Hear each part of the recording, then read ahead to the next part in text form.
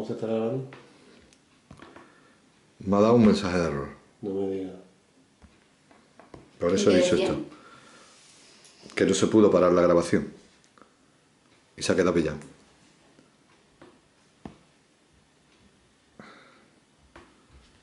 ¿Por qué ha pasado eso? A la hora de trabajar cualquier proceso de participación, debemos tener en cuenta tres aspectos fundamentales. Nuestra acción debe centrarse en la autogestión colectiva del poder, con el horizonte utópico de su disolución en el desempoderamiento. La autogestión nos cambia la mirada desde la toma del poder al poder hacer, pensar, sentir, lo que implica saberes, habilidades y quereres.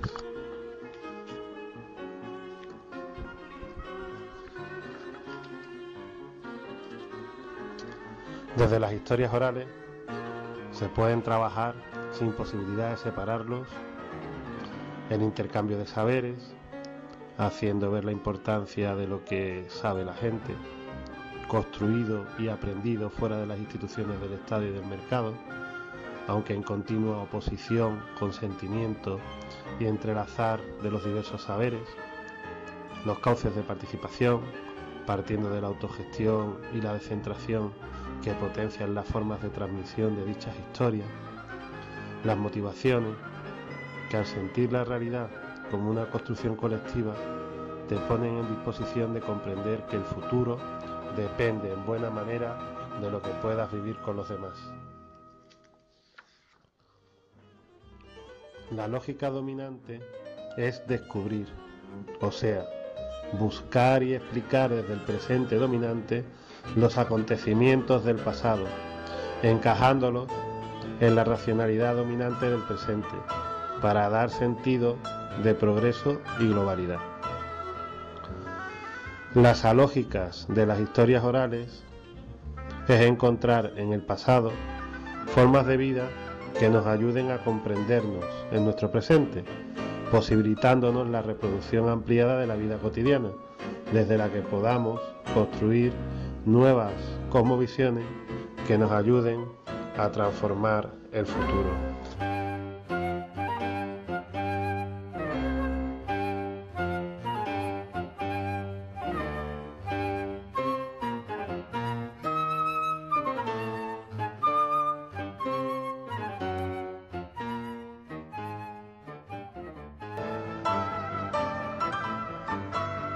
El punto cero sería que es conveniente saber algo de historia del pueblo mediante algún informante o en su defecto alguna historia escrita, también sobre otras historias orales que se han hecho en otros lugares. El punto 1, a la hora de seleccionar a las personas a entrevistar hay que tener en cuenta varias cosas. La matriz social, y para esto hay que tener en cuenta que debe entrevistarse a personas de los diversos segmentos de clases sociales, de las diversas culturas del trabajo, de las diversas culturas relacionales, etnia, edad y de los diversos géneros. La diversidad espacial, que estén representadas las distintas divisiones del pueblo, pueden ser barrios, pueden ser arriba y abajo, de un lado o del otro de un río o de una carretera, etc. Y también hay que tener en cuenta la identidad de adscripción, sea pertenecer a una hermandad religiosa o a un equipo de fútbol o a tendencia política o a diferentes religiones. El tipo de entrevista debe ser abierta, con una primera pregunta general que abra el discurso del entrevistado y con los sentidos de la sensibilidad, creatividad y oportunidad ir completando la historia mediante preguntas no directas del tipo: ¿en este pueblo no se jugaba? Hay que tener en cuenta que el momento de la entrevista mezcla tres situaciones. La primera es el recuerdo de lo vivido. La segunda es la situación actual de la persona a la que se entrevista. Y la tercera, la propia situación de la entrevista. Es muy importante comprender bien estas tres situaciones para sacarle el mayor partido a la entrevista. Yo creo que puede ser eso, de forma que no tenga guión y abriendo la posibilidad de cómo hacer las entrevistas o de qué quiere hablar la persona entrevistada, ¿no? Y ahí, siendo poco intervencionista, aunque eso genere momentos incómodos, pero entendiendo que esos momentos incómodos son parte de la construcción del pensamiento, de la recuperación de las ideas de la persona que está siendo entrevistada, ¿no? Claro, por eso es un proceso educativo y no un proceso de adiestramiento, ¿no? Que sería la otra manera de plantearlo. Yo le voy diciendo a la gente qué es lo que ha ocurrido y la voy adiestrando en que diga eso, ¿no? Claro, normalmente estamos acostumbrados a un proceso de entrevista, que es el típico que nos dan en los medios de comunicación de masa, que el proceso de entrevista es alguien que sabe, que le pregunta a alguien que sabe, porque sabe lo que sabe, y los dos saben lo que saben, y al final lo que sale es lo que todo el mundo sabe, por lo tanto nadie sabe nada. Y yo creo que dejando que el proceso se desarrolle en sí mismo, incluso en toda su virtualidad de confusión, de caos, de duda, de estar pensando en que no sé qué decir, está forzando a la persona a adoptar una visión diferente de los lugares comunes a los que estaba acostumbrado. Daba otra puerta, se soltaba y se ponía uno la mano en la cintura y corría y andaba así.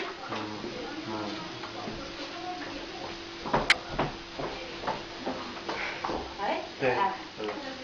A ver, paraba. Era.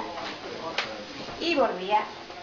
Y había una en medio del corro, una en medio. Entonces, la del medio te sacaba a ti, para adentro, te salga, y tú bailabas con otra. Y te metías tú en medio y salía la otra. Claro. Eso era muy bonito. Hombre, Y luego jugábamos. fuera de la música, pero bueno. Hombre. Y luego jugábamos a una canción que había que decía: la chata piringüela, ping tan pues, como están finas las chicas de carre, como están finas, bailón, bailón, bailón, bailón, bailón, bailón. Pero muy bonito también. Era más, pero bueno. Y al mismo tiempo con la posibilidad de, además, ver toda la entrevista, ¿no? La persona entrevistada puede revisar su propia entrevista, probablemente también verá cosas nuevas que no se había dado cuenta en el proceso, ¿no? Cuando está hablando. Punto 2. Cuando tenemos todas las entrevistas, hacemos un borrador, tanto en las historias orales de Pedrera como de las cabezas. Nos han servido hacer 4 grandes bloques. Uno primero que giraría en torno a las historias que nos han contado,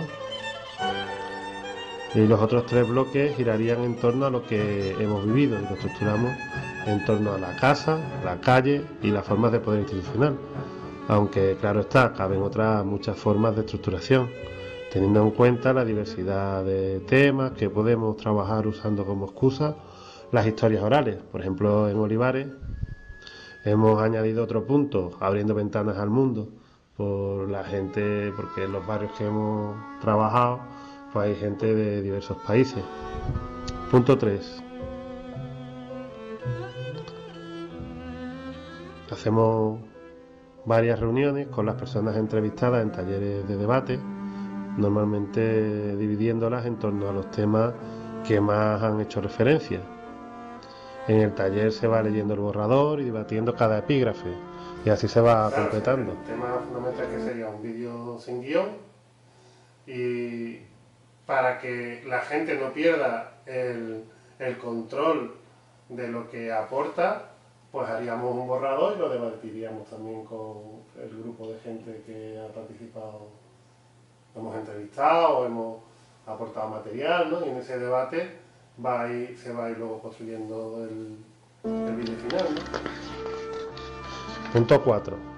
Una vez acabados los 4 o 5 talleres, se elabora la versión definitiva de la historia. Punto 5. Se hacen encuentros entre los narradores y otra gente del pueblo, o entre Si tenemos un DVD, el DVD poniéndolo en los diversos espacios de sociabilidad que hemos identificado a través del mapeo. Bien, en todos estos espacios, ¿no?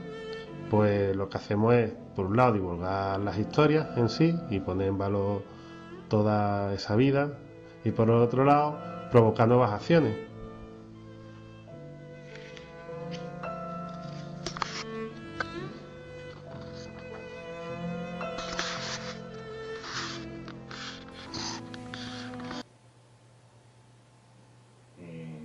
Si tuvieras que explicar el proceso que va a seguir la entrevista para explicárselo a las personas que le vamos a proponer la entrevista, ¿por qué no le harías un resumen de cuál sería el proceso, lo que pretendemos de ella? Es decir, cuál va a ser el proceso que vamos a seguir. Nosotros le vamos a enseñar esto a alguien y le vamos a decir, queremos entrevistarte y la cosa va a ser tal que así. ¿Cómo lo explicarías tú? Claro, en realidad la propuesta de la entrevista es una propuesta no de que esa persona nos dé información, sino ya es una propuesta de participación en el propio vídeo, si quiere, claro. Porque nos cuente lo que a esa persona le interesa, pero también que nos lleve a otras personas, pero también que no solamente haya un planteamiento individual, sino que haya una construcción colectiva en la que veremos juntos en diferentes grupos el borrador y ahí pues que debata con las otras personas que ha aportado qué cosas nuevas podría haber, qué cosas habría que quitar porque son reiterativas o porque no son representativas o por lo que sea, ¿no? Entonces la entrevista en sí podría empezar con una pregunta abierta en la que la persona ya se sienta llamada a decir lo que le mueve, lo que siempre ha tenido ahí dentro que muchas veces no ha podido sacar, ¿no? Y a partir de esa primera intervención, pues podemos entrar a un cara a cara más cercano, más dialogado entre cosas que nosotros pensamos también, o cosas que nos han salido en otros sitios que queremos saber qué opina esa persona, o preguntas que tenemos que no hemos sabido resolver tampoco. Si algún mérito tiene la película, para mí, ¿no? Sobre todo el hecho de que tiende, como tú dices, a inquietar al espectador. Es una película que cuando se termina empieza a operar en la mente del espectador cuando sale del cine, es decir, coloca al espectador frente a sí mismo, frente a una realidad que de alguna manera le ofrece contradicciones y problemas sin resolver. La gente necesita que alguien piense por ello. Y eso para mí es un problema que hay que resolver. Es decir, es necesario que cada ciudadano piense por sí mismo. Entonces, el día que eso suceda, la película será una película vieja y yo estaré muy contento de que la película haya realmente envejecido y quede simplemente como un testimonio de un momento de lucha, de un momento difícil.